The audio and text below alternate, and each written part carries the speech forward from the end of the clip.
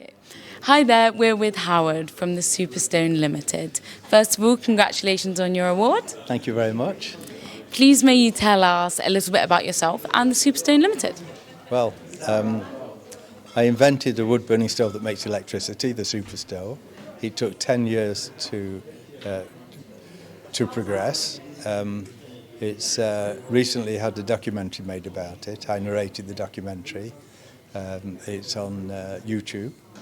If you put into the spyglass the Super Stove, it comes up. Okay. I guess it's been a long road, but a very enjoyable one. I've travelled around the world talking to scientists about thermal electricity, and I've had a lot of scientists come to see me from different parts of the world, including from Texas State University and different places, and I've been asked to work on satellites and all sorts of things since. The Super Stove works with satellite-grade technology inside the wood-burning stove, using the heat of the firebox on one side and the cold of water on the other, and heat and cold make electricity, a little bit like, I reckon, a little bit like a thunderstorm, where a hot cloud meets a cold cloud, you get a bolt of lightning, that's electricity. Yeah. And the idea was to make it work permanently from a wood-burning stove.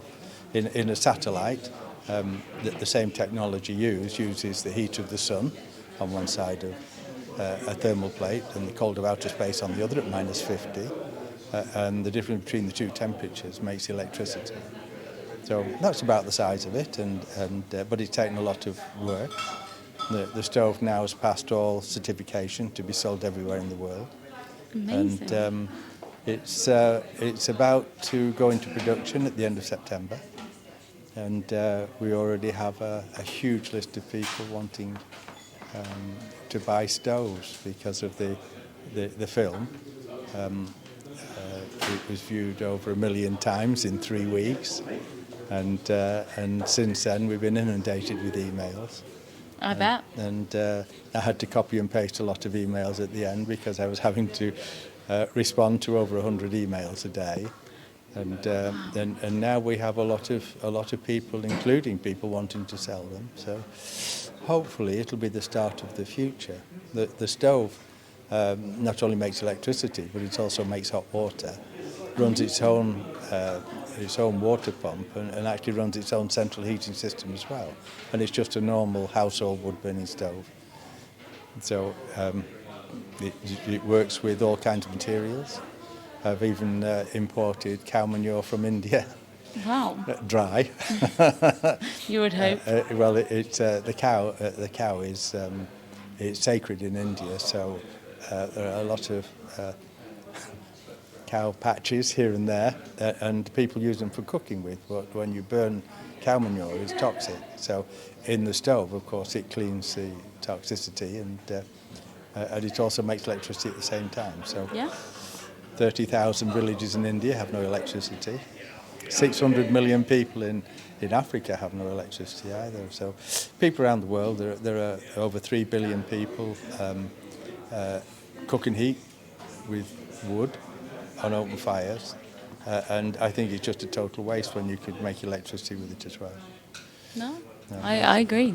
And then with all the awful things that are happening around the world, including in places like Ukraine, where now infrastructure is targeted, the first thing people want to do is restore electricity.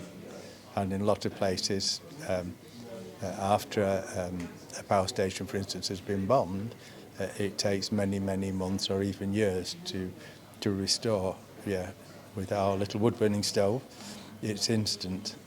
That's amazing. Yeah. Well, thank you for all of that. And in regards to key highlights, I know you've listed a few there and have so many, but are there any that stick out as memorable moments that you'd like to share? Well, yes. One in particular, I was invited to I was the consul for Latvia for 10 years before I retired, and I went to Sierra Leone in West Africa, looking to start a mission there, and I went to a place called Koidu town, where the Blood Diamond War started, and I rented a house on concrete pillars about 20 feet off the ground with a drawbridge to the main road and riddled with bullet holes after 10 years of civil war. And looking from the balcony of the house over a part of the neighbourhood, it was deprived. There was a lot of problems with malaria and different things, and I felt that I could make a difference.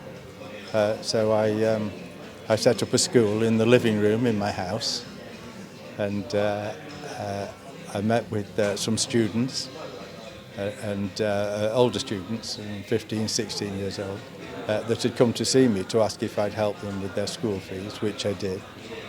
And I said that I'd like to start a school, and I'd help with the school fees on the understanding that they became teachers in my school. When I was asked how long ago did I decide to start a school, I said about 10 minutes. And I asked them to bring some children to school on the next day. And I said there are 25 students, so 25 children. And from there, we'll grow by 5 children every day until we can't control it. And 97 children turned up on the first day. Some of them were only babies, left at the gate. Couldn't walk yet, so we had to tell the mums and dads that night that the children were too young to come to school. I noticed that some of them hadn't eaten every day, so I bought a lot of food, bags of rice and lots of food, and started feeding them. And now, after Ebola outbreak, I came home and I gifted the school to some more capable teachers. And I started collecting containers, and I sent containers out to Africa. And the school started. Now I believe it has over 1,300 children in the school. I turned a diamond business that I started there. I was diamond mining. I turned that over to the school to fund it, and that's about it really. So that's a memorable moment. But I've had lots of them in my life. I've travelled all over the world and lived in many places. Yeah, but thank you for sharing that. And in regards to your future projects, prospects and plans, what are you looking forward to? Retirement. It would be very well-deserved retirement. Yes, I don't think I'll ever properly retire, but I'd like... Winding down. Wind down, yes, I'd like to wind down, yes. But I've enjoyed my life. I've enjoyed travelling. My children and my family have travelled with me as well. We lived in the Philippines for a while, and we've travelled a lot in America and Europe, including Russia some years ago. And I became the consul of Latvia after becoming involved with the president of Latvia and her family.